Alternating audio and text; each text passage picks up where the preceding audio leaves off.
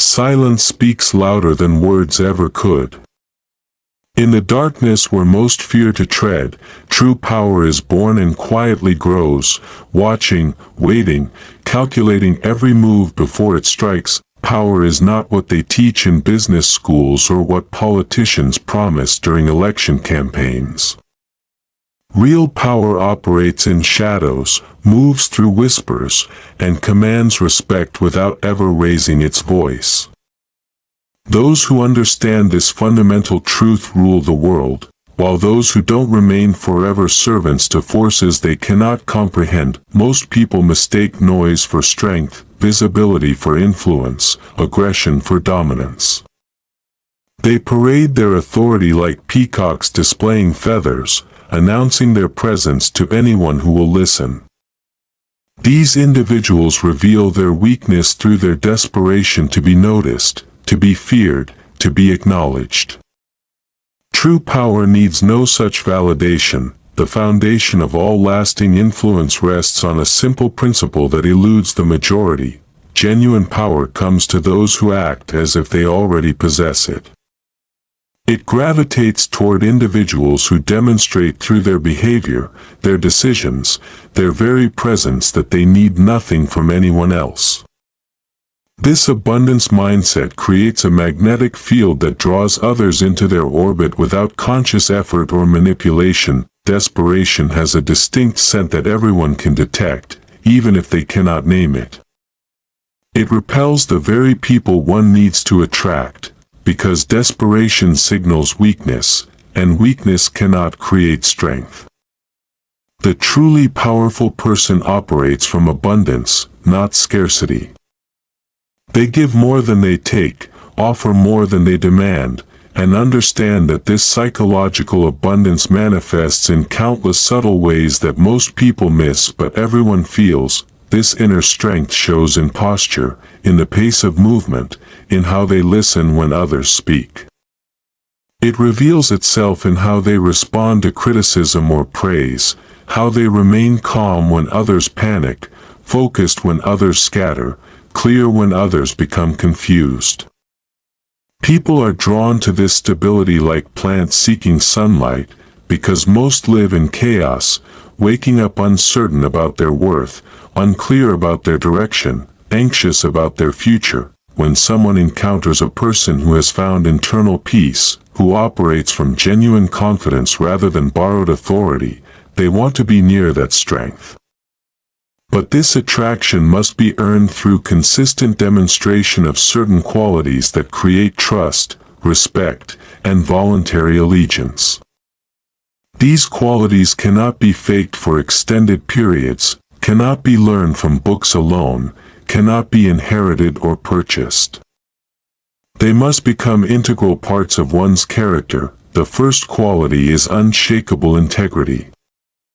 Words must be more reliable than any contract, more binding than any legal document. When something is promised, it happens. When a commitment is made, it is kept regardless of personal cost or changing circumstances. This reliability extends beyond major promises to every small commitment made. If someone says they will call at 3 o'clock, the phone rings at 3 o'clock. If they promise to consider a proposal, they actually consider it. These small consistencies build the foundation of trust that allows for larger commitments and greater influence. The second quality is genuine competence.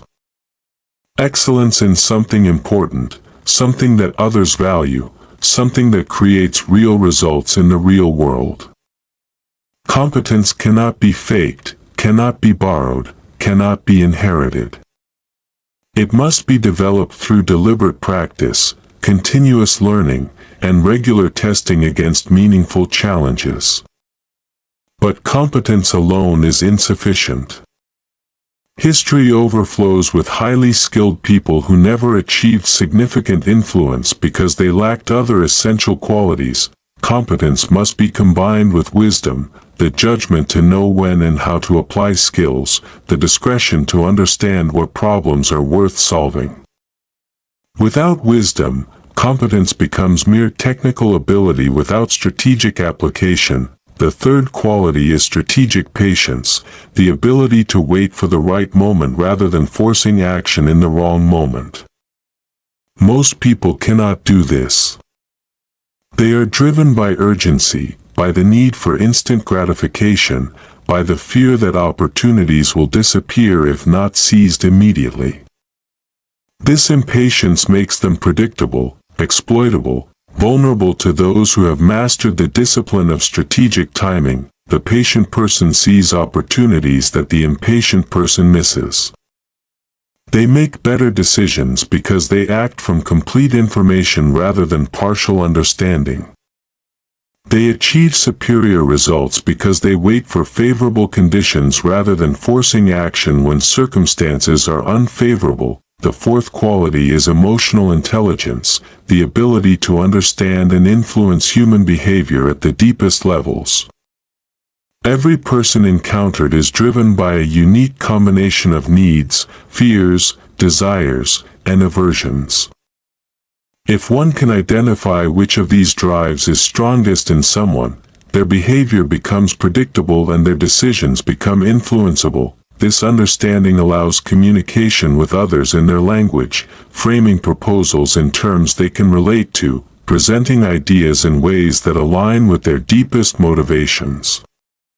This is not manipulation, it is speaking to what they genuinely care about, connecting interests with theirs in ways that create mutual benefit. The fifth quality is the discipline of selective engagement, knowing what deserves attention and what does not.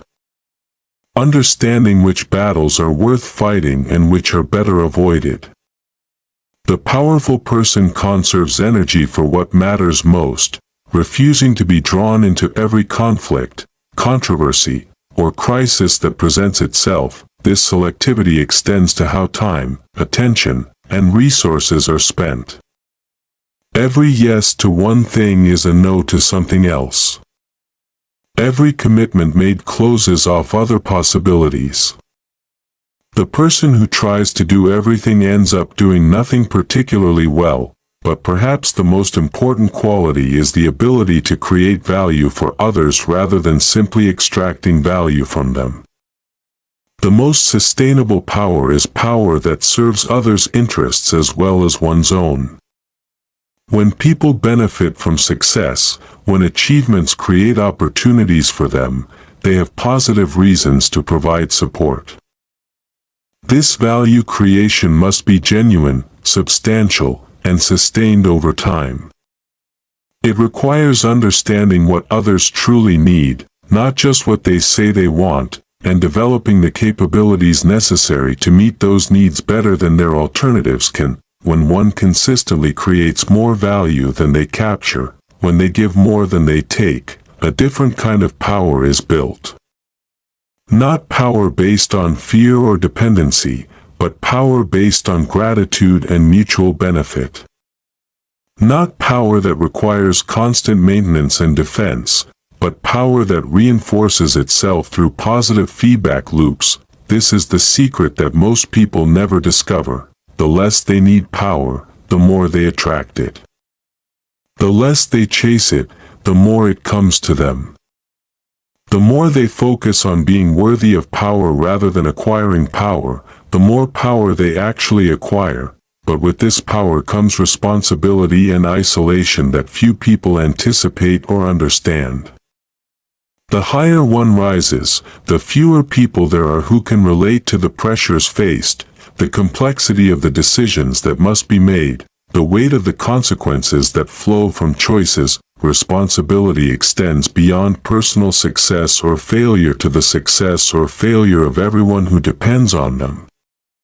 Decisions affect not just abstract outcomes, but real people with real lives, real hopes, real fears. The consequences of mistakes ripple outward in ways that may never be fully understood. This responsibility cannot be shared or delegated. Others can advise, but they cannot decide. Others can support, but they cannot carry the weight. Others can understand intellectually what is faced, but they cannot experience emotionally what is felt. The isolation intensifies because weakness or uncertainty cannot be shown to those who look for strength and direction. Confidence must be projected even when doubt is felt, optimism even when worry consumes, calm even when stress overwhelms. One must be the rock that others lean against, which means they cannot lean on anyone else. This is the price of real power, and it is paid daily, continuously, without relief or respite. It is why many people who achieve significant influence eventually burn out, step down, or self-destruct. They underestimated the cost of what they were seeking, but for those who can bear this burden, power becomes something more than personal achievement. It becomes the ability to shape reality, to create lasting change, to build something that will continue long after they are gone. The ultimate test of power is not what can be accomplished during a lifetime, but what continues to exist and influence the world after one is no longer present to direct it.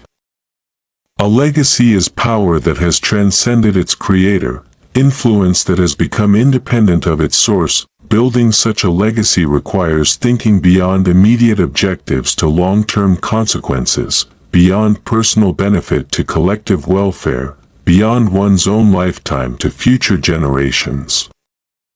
It requires creating systems, institutions, and cultures that can function without direct involvement. Understanding power means understanding its many faces, its various forms, its different applications. Power is not monolithic. It does not manifest the same way in every situation or every person. Some wield it through knowledge, others through resources, still others through relationships or reputation. The intellectual holds power through superior understanding, through the ability to see patterns others miss, to solve problems others cannot solve. This cognitive advantage creates influence because people need the insights that superior intelligence provides. But intellectual power has limitations. It requires others to recognize and value intelligence. The wealthy person holds power through resources, through the ability to fund projects, reward allies, punish enemies, and create opportunities that would not otherwise exist. Financial power is direct and measurable, but it is also vulnerable to economic shifts and the simple fact that money can be lost or stolen. The connected person holds power through relationships, through knowing the right people, having access to the right information, being able to facilitate introductions and opportunities that others cannot. Social power is subtle but extremely effective because it operates through networks rather than direct confrontation. The charismatic person holds power through personality, through the ability to inspire, persuade, and motivate others to follow their vision. Personal magnetism can move mountains, can create movements, can transform cultures. But charismatic power is often fragile because it depends so heavily on the continued presence and performance of the individual. The positional person holds power through formal authority, through titles, ranks, and official responsibilities that grant them the right to make certain decisions and give certain orders. Institutional power comes with built-in enforcement mechanisms and clear boundaries, but it is also limited by those same boundaries. The most effective, powerful people understand these different forms and learn to combine them strategically. They do not rely on just one source of influence but build multiple pillars of power that support and reinforce each other. When one pillar is threatened or weakened, the others maintain their overall position. This diversification of power sources requires constant attention and strategic thinking. One must continuously assess which forms of power are most relevant in different situations, which are growing stronger or weaker over time, which need more investment or attention. The art of power lies in knowing when to rely on which sources, when to combine them for maximum effect, when to keep them separate to avoid conflicts. It requires understanding not just one's own power portfolio, but the power dynamics of everyone interacted with, what they value, what they fear, what they need. Every organization, every community, every social group has its own unique power dynamics. Some operate primarily through formal hierarchy. Others are driven by informal relationships. Successful navigation of these power structures requires careful observation and analysis. Intelligence gathering must be continuous and systematic because power structures are constantly evolving. New players enter the game. Old players lose influence. External pressures create new priorities. What worked yesterday may not work today, and what works today may not work tomorrow. The powerful person develops multiple sources of information and multiple ways of testing their understanding of these dynamics.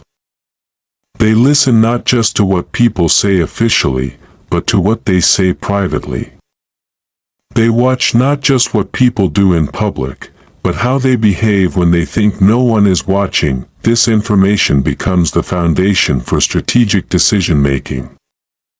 Every choice about where to invest time, energy, and resources should be informed by an accurate understanding of the power landscape. Every alliance formed, every enemy made should be based on realistic assessments of costs, benefits, and likely outcomes, but information alone is insufficient. The ability to act on that information effectively must also be developed.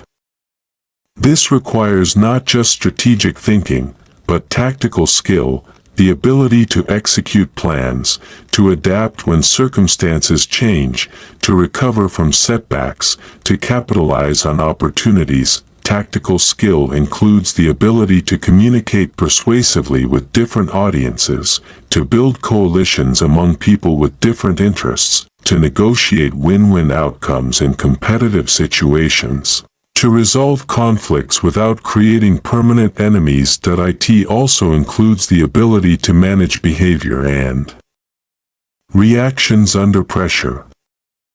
Power brings stress, criticism, opposition, and constant demands on time and attention. If composure, judgment, and effectiveness cannot be maintained when things get difficult, power will be short-lived. This self-management extends to how both success and failure are handled.